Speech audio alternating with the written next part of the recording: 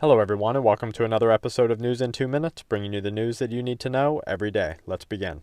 As some areas continue to experience extreme shifts in temperature, millions of people across the northern U.S. are being told to prepare for a blizzard that will see record lows, as residents are instructed to begin preparations for the possibility of longer than average power outages and emergency response times.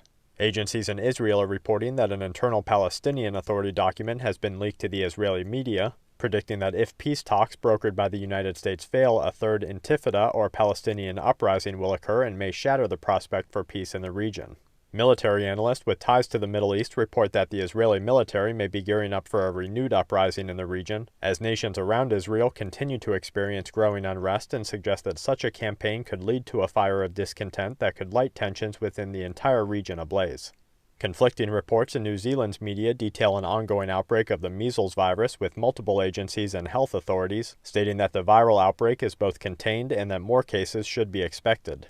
Experts are cautioning that while the mortality rating of the disease is low in the first world, a person who is susceptible to contracting the virus has an estimated 90% chance of catching the disease if they are in a room with an infected person due to the high rate of virulence associated with the virus. Local authorities are warning that the communities affected by the virus should implement strict isolation and viral handling procedures when dealing with suspected cases.